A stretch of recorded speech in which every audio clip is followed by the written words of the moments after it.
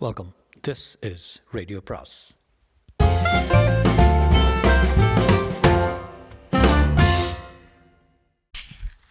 அனைவருக்கும் அன்பு வணக்கம்.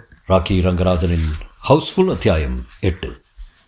எனக்கும் கண் இருக்கிறது ராமலி, கவனித்துக் கொண்டுதான் இருக்கிறேன், என்னிடம் மறைக்காதே.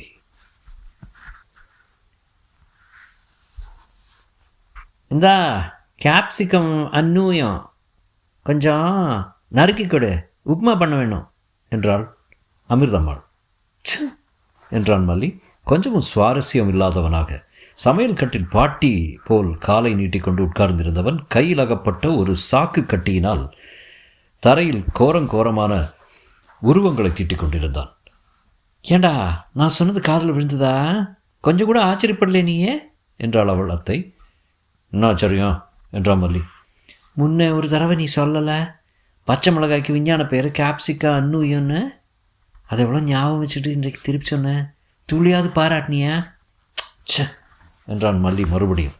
சரி, நீ கேப்சிகா அன்னூயம் நறுக்கி தர வேண்டாம், உப்புமா பண்ணி கொடுக்குறேன், சாப்பிட்டு விட்டு வெளியே சுத்தப்பா. ராத்திரி கூட சாப்பிடல நீ என்றாள் அமிர்தம்மா. உப்புமா வேண்டாத என்றான் மல்லி. கேக் பண்ணியது அப்படியே இருக்குது, தரட்டுமா? ம். சரி, இதையாவது சாப்பிடு. அமிர்தம்மாள் அவள் முன்னால் ஒரு டப்பாவை கொண்டு வந்து வைத்தாள். மல்லி திகைத்த. என்னது? மூட்டைப்பூச்சி மருந்து என்றாள் அத்தை கோபத்துடன். நீ இருக்கிற நிலைமைக்கு இதுதான் தேவைன்னு தோணுது. மல்லி ஒப்புக்காக சிரித்தான். சிரிக்காத, எனக்கு பத்திட்டு வருது. நானும் 4 நாளாக பார்க்குறேன். என்ன வந்துட்டு உனக்கு? என்னத்தை பறி கொடுத்துட்டு முடியும் இடிந்து போய் உட்காந்துட்ருக்க? ஒன்றுமில்ல அத்தை, என்னோட சொல்லக்கூடியதுனா சொல்ல மாட்டேனா? அப்போ கூடாத விஷயமா? அப்படின்னா கிருஷ்ணப்பா விடமாவது சொல்லு. அவர் என்ன செய்ய போகிறாரு? யார் தான் என்ன செய்ய முடியும் உனக்கு? உன்னை நீ தான் காப்பாற்றிக்கொள்ளணும். சும்மாவை எழுதி வச்சாராண்ணா? அத்தை, நீயும் அந்த உயிர் பாட்டை பாடாத என்றான் மல்லி பொறுமை இழந்தவனாக. எனக்கு கண் இருக்குது ராமல்லி, கவனிச்சுக்கிட்டு தான் இருக்கேன். உன்னை பற்றி நிமிஷத்துக்கு நிமிஷம் தகவல் கொண்டு வர ஆளமர்த்தி இருக்கிறேன்னாக்கும். என்னிடம் மறைக்காத என்றாள் அத்தை. கவனிச்சு கொண்டு தான் இருக்கிய, அப்புறம் என்ன ஏன் கேட்குற? சரி, உன் 6 வயசு ஸ்நேகிதன் சிவராம அரமணியாக ட்ராயிங் ரூமில் காத்துட்ருக்கானே, அவனையாவது பார்க்குறியா? இல்லை பிள்ளையாண்டா மனம் வெறுத்திருக்கான், இன்னொரு சமயம் வான்னு அனுப்பிட்டுமா? சிவராமா? சட்டென்று எழுந்து கொண்டான் மல்லி. சுமை பொதிந்த முகபாவத்தை மாற்றிக்கொண்டு டிராயிங் ரூமை அடைந்தவன் வாங்கின என்று வேடிக்கையை வரவேற்றான். சிவராம் தன் பேண்ட் பாக்கெட்டிலிருந்து ஒரு காகித குறிப்பை வெளியெடுத்து, இது ஒரு கல்யாணம், என் பெரியப்பா ராதாகிருஷ்ணன் இருக்கார் இல்லையா, அவருடைய தயவில் தான் நான் உயிர் வாழ்கிறேன் என்று படபடப்புடன் பேசினான். அமைதி அமைதி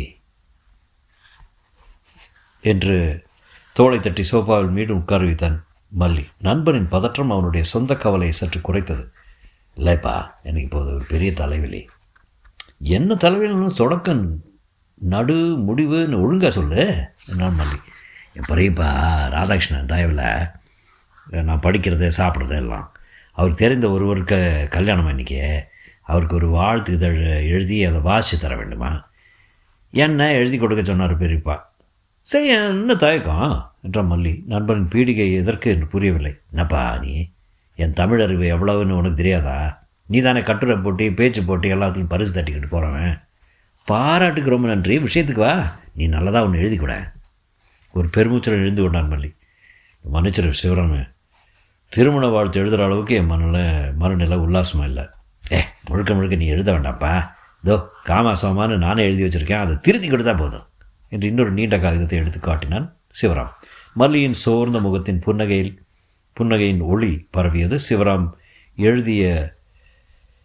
எழுதியதை படித்தபோது, பாத்தியா நீயே சிரிக்கிற என்றான் சிவராம். அதில் நல்லா தான் எழுதியிருக்கிற, கொஞ்சம் டச்சப் பண்ணி கொடுத்தா போதும். பண்ணிடுறேன். பேனாவை கையில் எடுத்துக்கொண்டு திருத்தினான் மல்லி. பெரும் பகுதி புதிதாகவே எழுதினான். படித்திருந்த பொன்மொழிகளையும் மேற்கோள்களையும் சிரமப்பட்டு நினைவுக்கு கொண்டு வந்து பொருத்தமான இடங்களில் புகுத்தினான். மீண்டும் ஒரு முறை படித்து பார்த்தபோது திருப்தியாக அமைந்திருந்தது. இன்னொரு உதவி என்று இழுத்தான் சிவராம். என்ன? எனக்கு உன்னை போல கம்பீரமான குரல் கிடையாது, சரியாக உச்சரிக்கவும் மாட்டேன், மணப்பந்தலில் வாசித்து கொடுப்பதையும் நீயே செய்துறேன். சிவராம், முன்பே சொன்ன ப்ளீஸ் மல்லே. மல்லி யோசித்தான். வலுக்கட்டாயமாக வேறு திசையில் புத்தியை செலுத்துவது நல்லது தானே. எப்போ போகணும் கல்யாணத்துக்கு?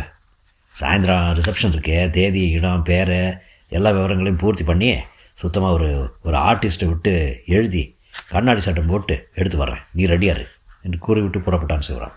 மாலையில் சிவராம் வந்தான் ஒரு டாக்ஸியில். ஆனால் முகத்தில் சுரத்து இல்லை. என் பெரியப்பாவுடன் சரியான டோஸ் வாங்கி கொண்டேன்ப்பா என்றான்.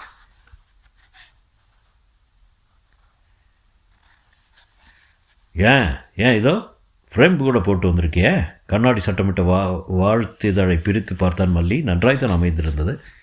கல்யாணம் காலையில் முடிஞ்சுட்டு தான் என்று சிவராம் வருத்தத்துடன் தெரிவித்தான். இந்த வாழ்த்துதழ் காலையில் வேண்டும்னு பெரியப்பா முட்டி கொண்டு இருந்தாரா, நான் தான் கவனிக்க தொலைக்கலை. அதனால் என்ன ரிசப்ஷனு? அது சாதாரண கல்யாணம் தான், ரிசப்ஷன் கிடையாதான். காலையில் கல்யாணம் முடித்து தம்பதிகளும் வீட்டுக்கு போயிட்டாங்களாம். சிவராமை எப்படித்தான் தேற்றுவது? சரி, ஃப்ரேம் கண்ணாடியை கழட்டி வச்சுக்கோ, உன் ஃபோட்டோவை மாட்டிக்கலாம், வாழ்த்து இதழை கிழித்து குப்பை தொட்டியில் போட்டுட்டு போய் சேரு என்றான் வேடிக்கையாக. அதுவும் முடியாது, அவங்க வீட்டுக்கு போய் பார்த்து வாழ்த்து சேர்ப்பிக்க வேணுமா, பெரியப்பா கட்டாயப்படுத்துகிறாரு. போகலாமா? டாக்ஸி காத்திருக்கேன் என்றார் சிவராம். நல்லா கூத்துப்போ என்று ஷர்ட்டை மாட்டிக்கொண்டு கிளம்பினான் மல்லி. அது ஒரு சின்ன வீடு. திருமணம் நடைபெற்றது வேறு இடமாகியால் இங்கே ஒருவித பரபரப்பும் இல்லை. கல்யாணத்துக்காக வந்திருந்தவர்களில் பெரும்பாலோர் போய்விட்டார்கள் போலும். 2 வயோதிகர்கள் தான் தென்பட்டார்கள்.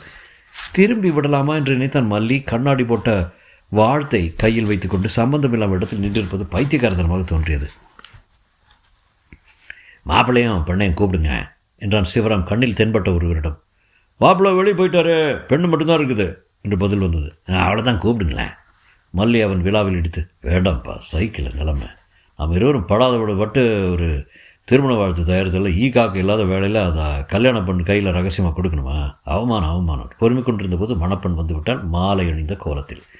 மல்லி போய்விடாமல் நாசுக்காக ஒரு கையால் தடுத்து பிடித்து கொண்ட சிவராம், நாங்கள் மிஸ்டர் ராதாகிருஷ்ணன்ல, அவர் உங்கள் கணவருக்கு நெருங்கி நம்புறே, ஒரு வாழ்த்துதழ் உங்கள் திருமணத்துக்காக கொடுத்து அனுப்பினார், அதை ஏற்றுக்கொள்ளணும் என்றான். மணப்பெண் குறிந்த தலை நிமிராமல் என்றான். படிக்கலாம் மல்லி என்றான் சிவராம். மல்லி வாசிக்க தொடங்கினான். முதல் வரியிலேயே அவனுக்கு வெடிகுண்டு காத்திருந்தது. திருவள்ளுவர் செல்வன் கருணாகரனுக்கும் திருவள்ளுவர் செல்வி மாதவிக்கும். மாதவியா? நெருப்பு துண்டத்தை மிதித்த மாதிரி துள்ளி பின்னடைந்தான். எதிரில் நிற்கும் மணப்பெண் முகத்தை நோக்கினான். மாதவி தானா என்று அறிவதற்காக. அதற்கு அவசியம் இருக்கவில்லை. ஒரு கண்ணீர் துள்ளி அவனுடைய வாழ்த்திதழின் கண்ணாடி மீது விழுந்தது. ஒரு துன்பக்கோடு கிழித்த வண்ணம் உருண்டோடி கீழ் சட்டத்தில் மோதி சிதறியது. அவளும் அப்போதுதான் முகத்தை உயர்த்தி அவனுக்கு காட்டினாள். அந்த கலங்கிய கண்கள், ரோஜா மாலையிலிருந்து பிரித்து காண முடியாத இணைந்துள்ள சிவந்த எழுத்து, துயரங்களை வெளி கொட்ட துடித்து கொண்டிருக்கும் பூவிதழ்கள். மாதவி, நீ? காண்பதையும் கேட்பதையும் நடப்பதையும் உணர்வதையும் நம்ப இயலாதவனாக வாழ்த்து பத்திரத்தை திரும்ப பார்த்தான். சிவராம், நீ நீ இந்த கல்யாணத்துக்கா என்ன? சினத்துடன் சத்தமிட இருந்தவன் அடக்கி கொண்டான். நண்பன் சிவராம் மீது தவறில்லை. காலையில் அவன் காட்டியது வெறும் வாழ்த்து வாசகங்கள் தான். பிறகுதான் மணமக்களின் பெயர்கள், இடம், தேதி முதலியவற்றை பூர்த்தி செய்திருக்கிறான். மாதவி கண்ணீரை துடைத்துக் கொண்டாள். புன்சிரிப்பை வரவழைத்துக் கொண்டாள். வாசிங்க, உங்கள் அன்பை பெற முடியாவிட்டாலும் ஆசையாவது பெறுகிறேன், தயவுசெய்து வாசிங்க மேலே என்றாள். டக் டக் என்று மிடுக்கான நடையுடன் யாரோ உள்ளே நுழைந்தார்கள்.